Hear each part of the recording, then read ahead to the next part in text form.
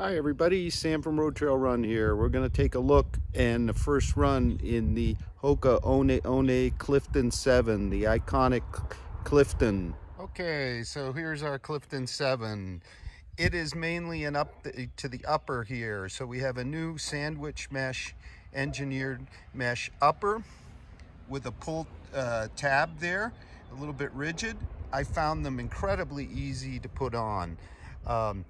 The mesh is softer than in this 6. You can see here. We also no longer have that stitching at the rear.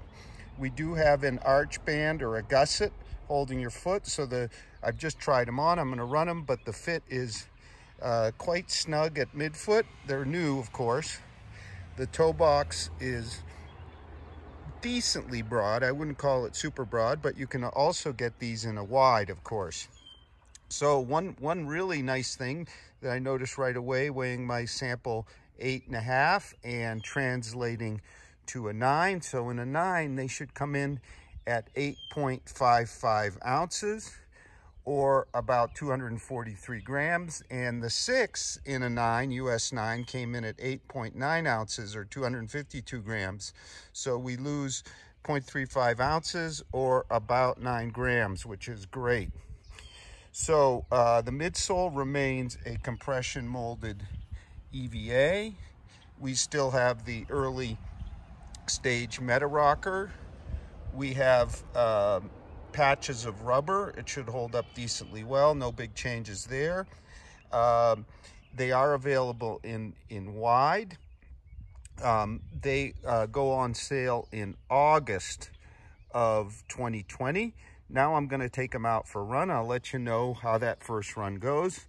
There's always some break-in, but I think this should be a very comfortable new Clifton. So about 3 miles in on the McLeod Creek bike path here. You'll often see the Nike Elites here. Let's take a look at the fit. I'm at my true to size 8.5. What I'm noticing is the toe box has plenty of height from that very subtle overlay, more subtle than the one I think in the 6. My midfoot is super well held. I am noticing the arch band a little bit, but it probably will stretch out. What I'm really noticing is the whole rear of the shoe is very supportive and stable from the heel counter through the arch band. I'd almost say it's near or about the same as a Kinvara in 11 in support. And with that big wide underfoot platform, there's inherent stability from that as well as from the upper. So I'm going to keep going here, out for about 7 at a moderate pace, about 9:40 per mile. Okay, further into my first run, a few comments about the ride. I touched on the rear stability from the upper mainly, I think, but also say compared to the Clifton 1, which I found kind of inherently unstable, that heel bevel is less pronounced. I found the Clifton 1 incredibly fast but very unstable at the heel if you got back there. This one has impeccable stability. So the ride, you've got that rear kind of hold and stability, and you've got some really welcome pop off the forefoot.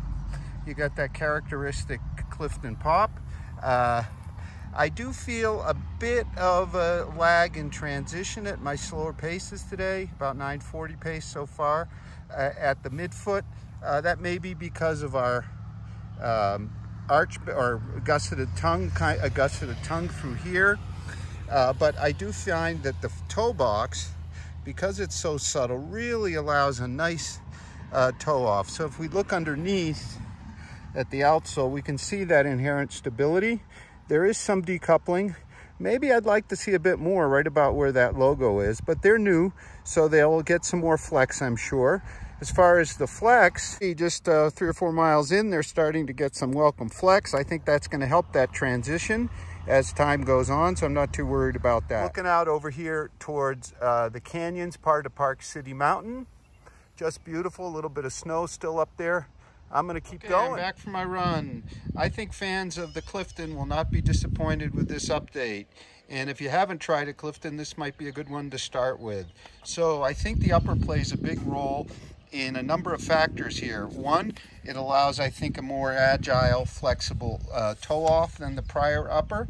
And number two, the gusseted tongue, which is a little hard to see in there, and this new rear counter give us a very solid rear hold, which makes the rear of the shoe very inherently stable. So they have gotten more flexible, and that is always welcome. Let me show you. See, they're nicely flexible now.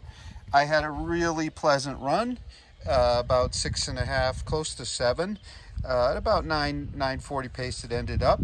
What you really notice here in the ride is all that cushioning, the 24 millimeters of cushioning in the forefoot, and of course the heel.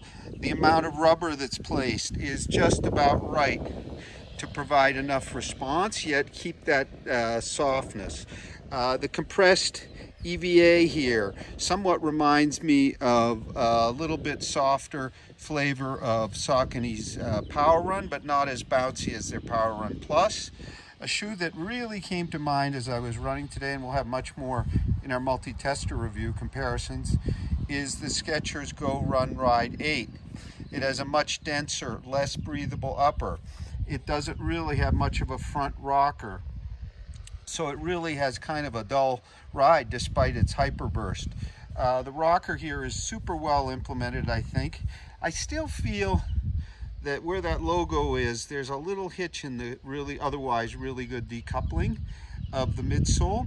But otherwise, this is a really pleasant ride. I would recommend it, which I probably wouldn't have for a lot of people, as a daily trainer for most of your mileages. Some people, of course, swear by the Clifton, but the stability of the prior models, the upper, wasn't quite really up to snuff. This is really up to snuff. You'll get plenty of stability, plenty of cushion, very nice rebound, and a lively toe off. So I'm only one run in, so when our review is written, there may be some changes, but generally first run kind of tells me the story. So my next run will be at a faster pace. Please stay tuned, and please subscribe to our channel. Thank you very much for watching.